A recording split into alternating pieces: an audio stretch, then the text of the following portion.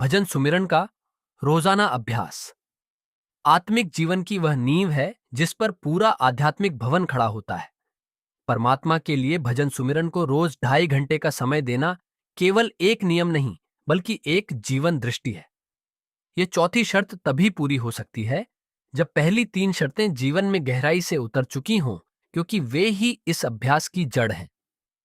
सतगुरु बार बार इस बात पर जोर देते हैं कि भजन सुमिरन केवल बैठने की क्रिया नहीं है, बल्कि सही ढंग से जीवन जीने की कला है। जब तक जीवन की दिशा सही नहीं होती, तब तक ध्यान का आधार मजबूत नहीं बनता। सद्गुरु समझाते हैं कि सही तरीके से जीवन जीना ही सही ढंग से भजन सुमिरन करने का आधार है।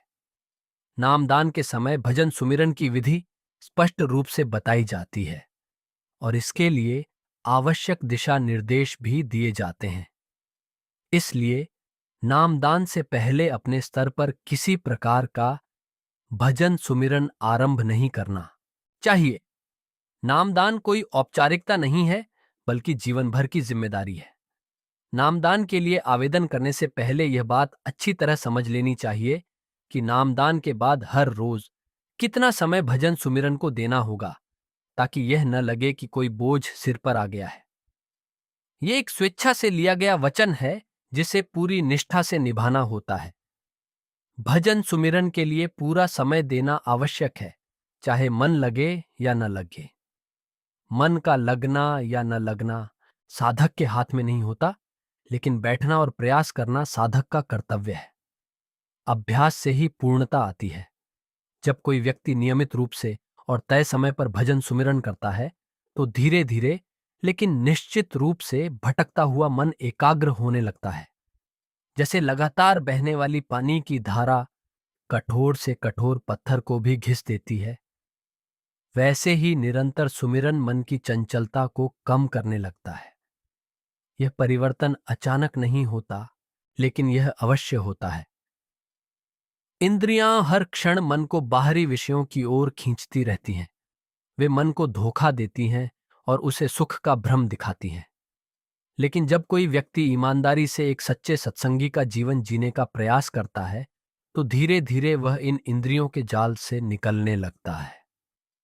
तब भजन सुमिरन में आनंद आने लगता है और मन द्वारा खड़ी की गई बाधाओं पर विजय मिलने लगती है।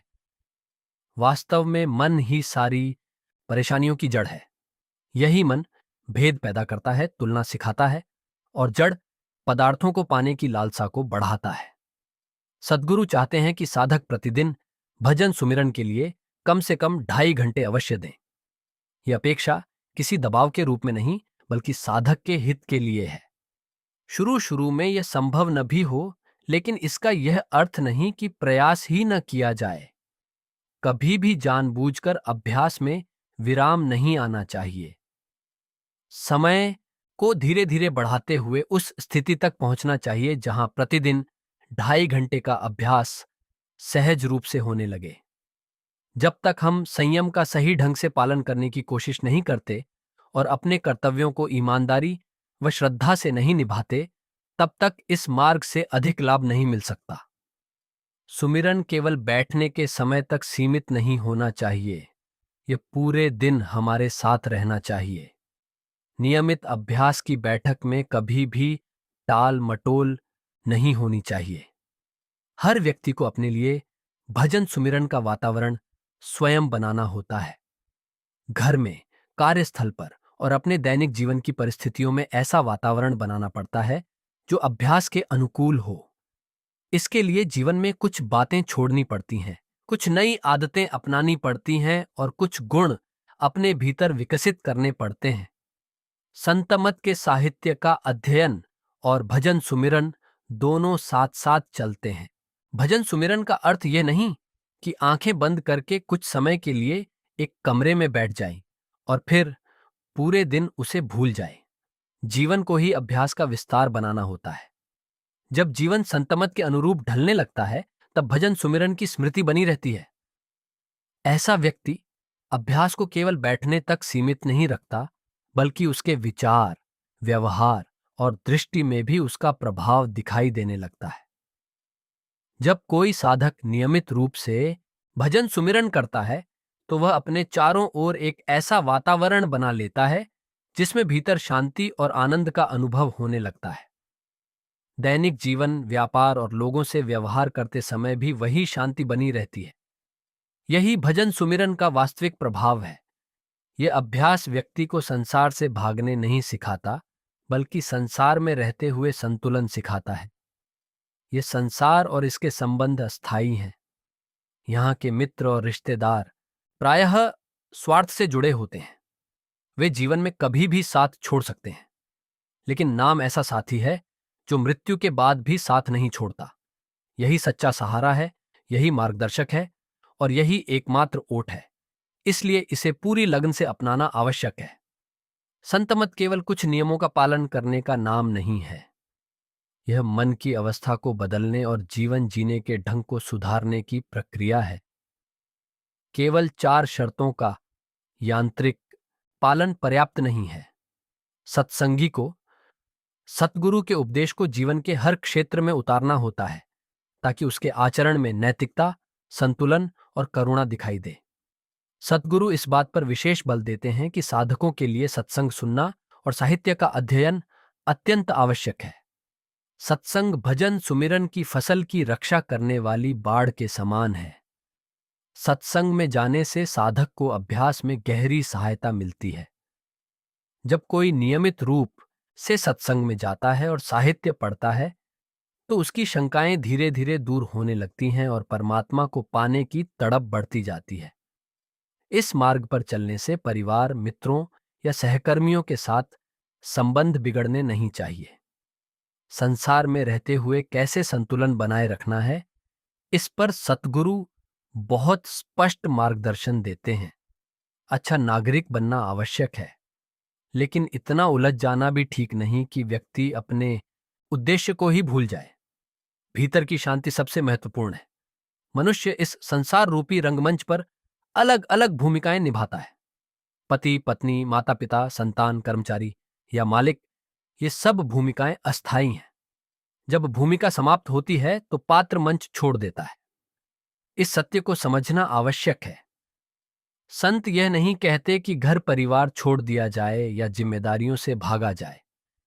वे केवल यह सिखाते हैं कि संसार में रहते हुए उससे आसक्त न हो। मनुष्य का पहनावा, व्यवहार और स्वच्छता संतुलित और शालीन होनी चाहिए। संत मत में बाहरी दिखावे के कठोर नियम नहीं है, लेकिन यह अपेक्षा अवश्य है कि व्यक्ति ऐसा आचरण करे जिससे वह किसी भी समाज में सम्मान के योग्य रहे। संगति का प्रभाव अत्यंत गहरा होता है।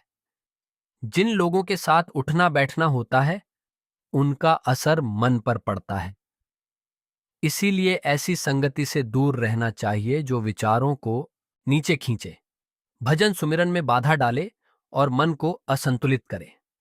जब किसी कार्य को लेकर दुविधा हो, तो यह कसौटी पर्याप्त है कि यदि वह कार्य भजन सुमिरन में बाधा डालता है तो उसे छोड़ देना चाहिए। हालात चाहे जैसे भी हों, साधक को अपनी ओर से पूरा प्रयास करना चाहिए और परिणाम सतगुरु पर छोड़ देना चाहिए। यही निष्काम भाव है। यह प्रेम का मार्ग है, दबाव का नहीं। सतगुरु और शिष्य का संबंध निजी होता है। जिस शिष्य को नाम दिया जाता है, उसके प्रति सतगुरु की करुणा अथाह होती है। शिष्य का कर्तव्य है कि वह अपने भीतर श्रद्धा और प्रेम को विकसित करे और अपनी चिंताओं को सतगुरु को सौंप दे। नामदान के लिए निर्णय लेने से पहले मार्ग की पूरी जांच पड़ताल आवश्यक है। केवल सकारात्मक पक्ष सुनकर प्रभावित हो जाना पर्याप्त नहीं है। आलोचनाओं को भी समझना चाहिए। आलोचना से डरने की आवश्यकता नहीं होती। सच्ची खोज करने वाले की आलोचना स्वागत योग्य होती है, क्योंकि वह सोचने की शक्ति को जागृत करती है। जब सभी शंकाएं शांत हो जाती हैं, तब भीतर एक दृढ़ विश्वास जन्म लेता है कि यही सही मार्ग है। ये विश्वास अत्यंत आवश्यक है, क्योंकि नामदान का अर्थ जीवन भर के लिए प्रतिबद्ध होना है। यह निरंतर प्रयास और समर्पण की मांग करता है। नामदान कोई साधारण निर्णय नहीं है, यह जीवन की दिशा बदलने वाला संकल्प है। इसीलिए सद्गुरु बार बार समझाते हैं कि इस मार्ग को अपनाने से पहले मनुष्य को पूरी तरह सचेत और जागरूक होना चाहिए। भावनाओं में बहकर या केवल आकर्षण के कारण लिया गया निर्णय बाद में बोझ बन सकता है। आध्यात्मिक मार्ग पर चलने के लिए भीतर से तैयार होना आवश्यक है, क्योंकि यह मार्ग केवल सुविधा या मानसिक शांति देने के लिए नहीं है, बल्कि आत्मा को उसके मूल स्रोत से जोड़ने का साधन है। अक्सर ऐसा देखा जाता है कि जिज्ञासु इस मार्ग के उजले और आकर्षक पक्षों के बारे में ही सुनते हैं। सत्संगों में, मित्रों से बातचीत में या पुस्तकों के माध्यम से उन्हें यह बताया जाता है कि यह मार्ग कितना सुंदर है, कितना शांति देने वाला है। यह सब सत्य है, लेकिन यह पूरी तस्वीर नहीं है। इस मार्ग की अपनी मांगें हैं, अपनी शर्तें हैं और अपनी जिम्मेदारियां हैं। इन्हें समझे बिना आगे बढ़ना स्वयं के साथ अन्याय करना है। सतगुरु चाहते हैं कि जिज्ञासु नामदान के लिए आवेदन करने से पहले इस मार्ग की पूरी जांच पड़ताल करें।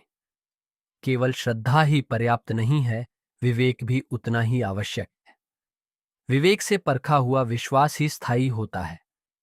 यदि विश्वास केवल भावना पर आधारित है, तो वह जीवन की कठिन परिस्थितियों में डगमगा सकता है। लेकिन यदि विश्वास समझ और अनुभव पर आधारित है, तो वह समय के साथ और गहरा होता जाता है। इस मार्ग की छानबीन करते समय आलोचनाओं को भी ध्यान से सुनना चाहिए। आलोचना से डरना नहीं चाहिए। वास्तव में आलोचक ही हमें गहराई से सोचने के लिए प्रेरित करते हैं। वे प्रश्न उठाते हैं जिन्हें हम स्वयं उठाने से कतराते हैं। आलोचना हमें यह देखने का अवसर देती है कि क्या हम सचमुच सत्य की खोज में हैं या केवल मानसिक सहारे की तलाश में हैं।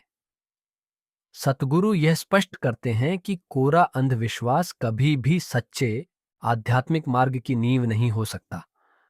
सच्चा विश्वास वही है जो विवेकपूर्ण जांच परख के बाद पैदा हो। जब कोई जिज्ञासु आलोचनाओं को पढ़ता है, सुनता है और उन पर मनन करता है, तो उसके भीतर कई प्रश्न उठते हैं। ये प्रश्न असुविधाजनक हो सकते हैं, लेकिन ये आवश्यक है। इन प्रश्नों का उद्देश्य भ्रम पैदा करना नहीं, बल्कि स्पष्टता लाना होता है। जब तक मन में संदेह रहता है, तब तक समर्पण संभव नहीं होता, और जब समर्पण नहीं होता, तब तक भजन सुमिरन में गहराई नहीं आ सकती।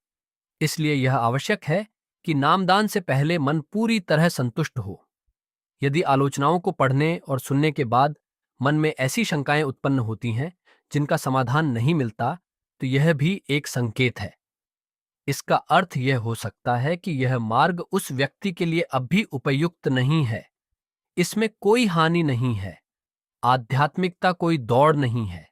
यह कोई प्रतियोगिता नहीं है कि जल्दी पहुंचने वाला ही सफल होगा। सत्य सदा उपलब्ध है। जब भीतर तैयारी होगी, तब मार्ग स्वयं स्पष्ट हो जाएगा। लेकिन यदि आलोचनाओं के बावजूद जिज्ञासु का विश्वास और गहरा हो जाता है, यदि वह अनुभव करता है कि प्रश्नों के उत्तर उसे इसी दिशा में मिल रहे हैं, तो यह इस बात का संकेत है कि उसकी खोज सही दिशा में है।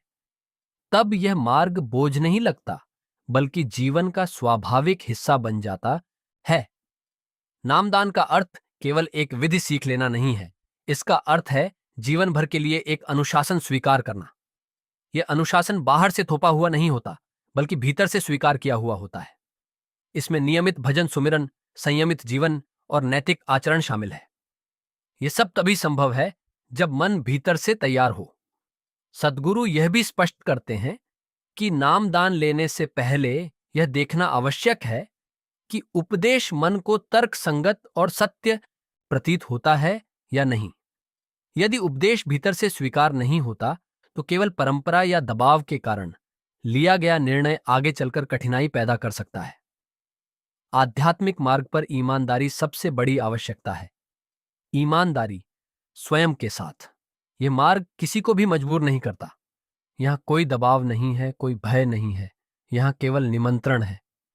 जिसे यह निमंत्रण भीतर से स्वीकार हो, वही आगे बढ़े।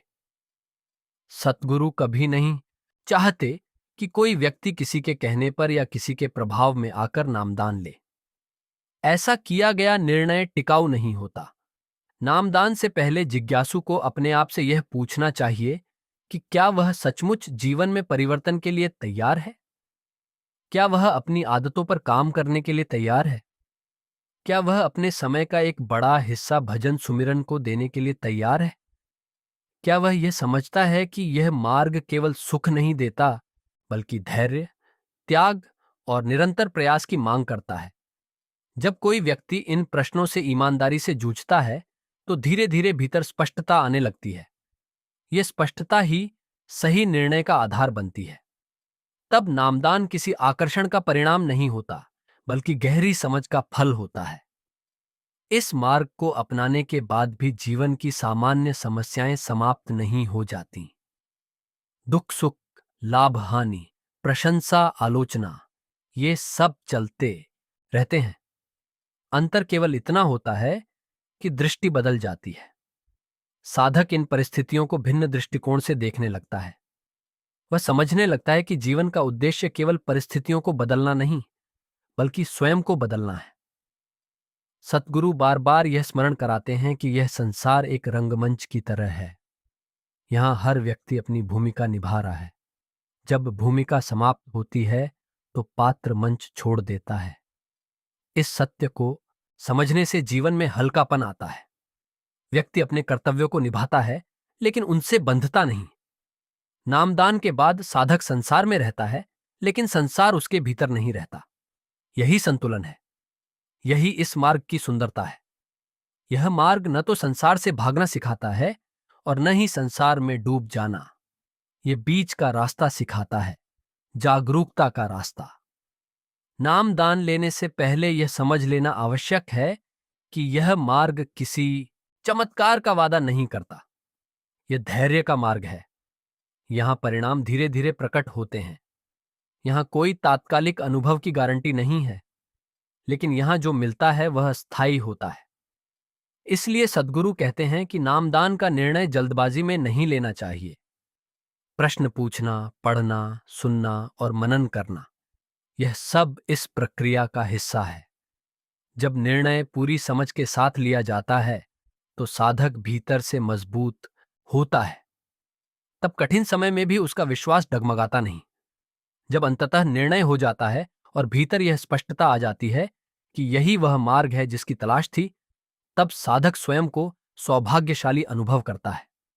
लेकिन वह यह भी जानता है कि अब उसकी जिम्मेदारी शुरू होती है। अब उसे केवल सुनना नहीं, बल्कि जीना है। उपदेश को जीवन में उतारना है। भजन सुमिरन को जीवन का केंद्र बनाना है। यही समझ नामदान की असली तैयारी है। यही वह भूमि है जिसमें भजन सुमिरन का बीज अंकुरित होता है और धीरे धीरे आत्मा की ओर यात्रा आरंभ होती है। नामदान के बाद साधक के जीवन में सबसे बड़ा परिवर्तन बाहर नहीं, भीतर होता है। बाहर से देखने पर ऐसा लग सकता है कि जीवन पहले जैसा ही चल रहा है। वही घर, वही परिवार, वही कामकाज, वही जिम्मेदारियां। लेकिन भीतर धीरे धीरे एक नई समझ जन्म लेने लगती है।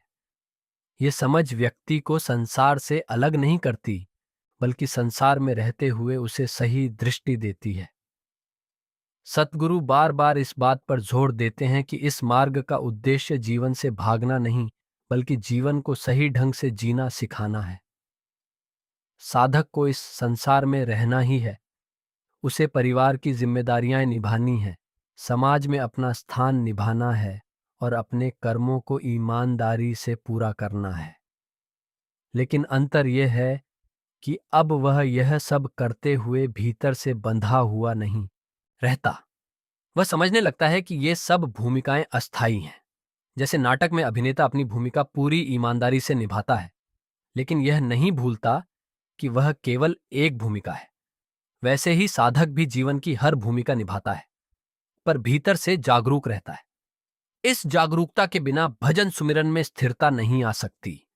यदि जीवन पूरी तरह अस्त व्यस्त है, यदि विचारों में लगातार अशांति है, यदि व्यवहार में असंतुलन है, तो बैठने के समय मन और भी अधिक भटकता है।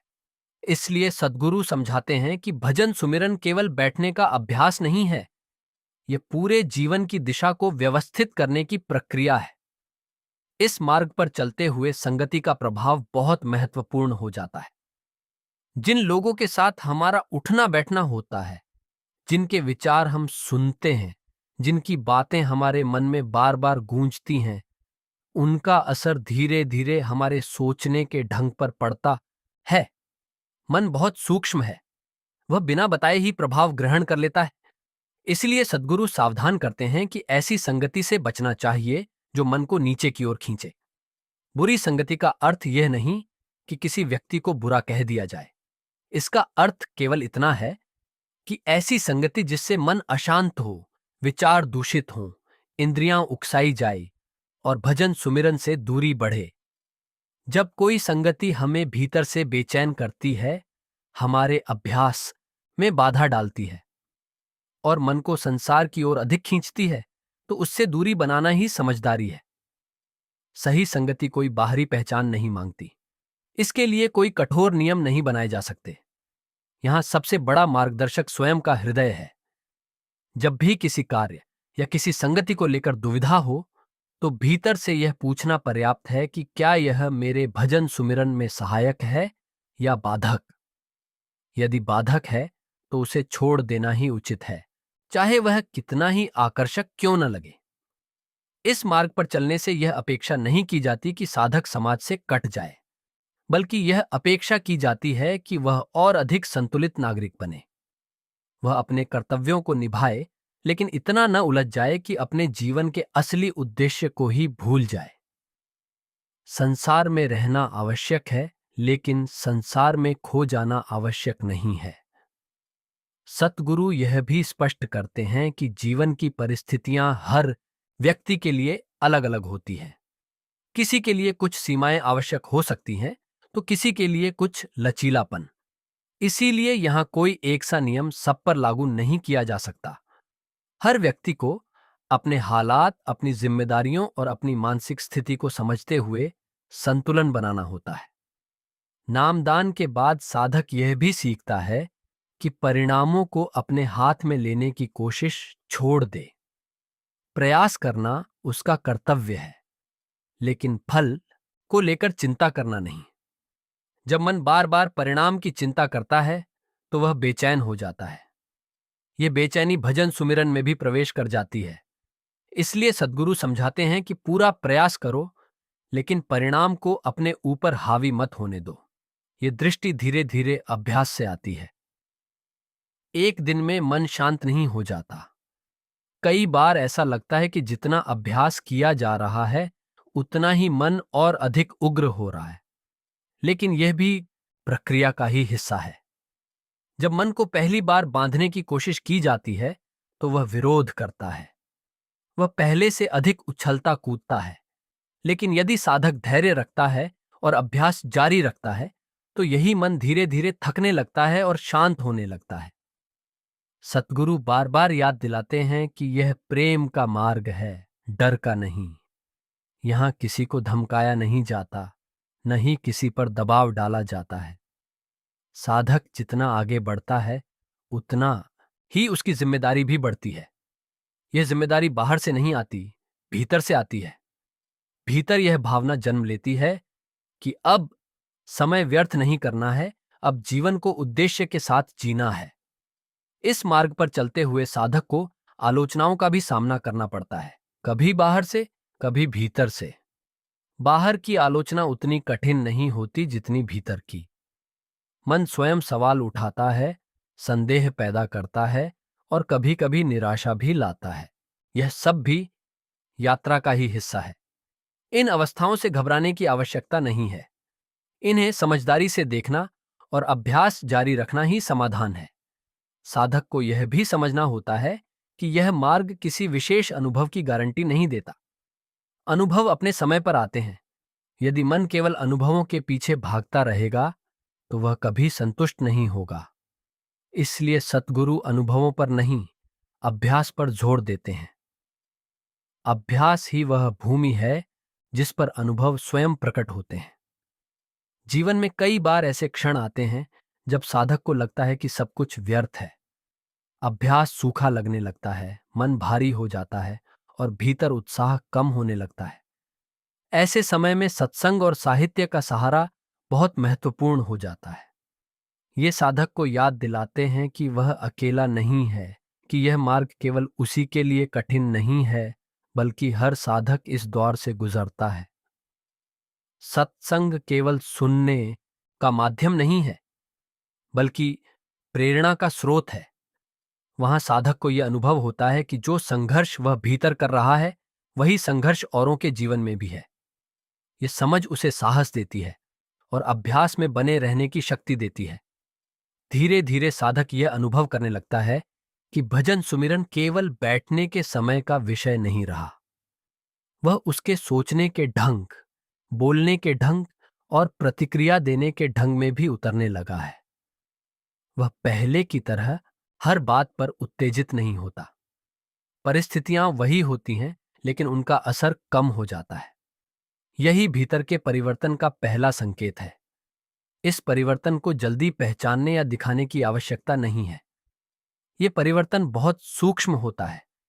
इसे बाहर से देखने वाले शायद न समझ पाए, लेकिन साधक स्वयं इसे महसूस करता है। यह अनुभव उसे भीतर से आश्वस्त करता है कि वह सही दिशा में आगे बढ़ रहा है। यही संतुलन, यही धैर्य और यही निरंतरता इस मार्ग की असली साधना है। भजन सुमिरन इसी भूमि में जड़ पकड़ता है और साधक को धीरे धीरे भीतर की यात्रा के लिए तैयार करता है। एक बार सत्संग के दौरान एक आदमी खड़ा हुआ। उसकी आंखों में पश्चाताप था, स्वर में ग्लानि थी। उसने सद्गुरु से अपनी किसी भूल की क्षमा मांगी। अपनी दीनता और अपराध बोध दिखाने के लिए उसने अपने गले में जूतों की माला डाल रखी थी। वह समझ रहा था कि शरीर को कष्ट देकर शायद उसकी भूल का प्रायश्चित हो जाएगा। सद्गुरु ने उसे करुणा से देखा और शांत स्वर में पूछा कि शरीर को सजा देने का क्या लाभ, यदि असली अपराधी मन आजाद घूमता रहे। मन यदि वही का वही है, तो शरीर को कष्ट देना किस काम का। अपनी बात को सरलता से समझाने के लिए सद्गुरु ने यह प्रसंग सुनाया। एक स्त्री ने एक बकरा और एक बंदर पाल रखा था। दोनों को उसने घर के पास रस्सी से बांध रखा था। एक दिन उसने प्रेम से भोजन बनाया और दही लेने बाजार चली गई।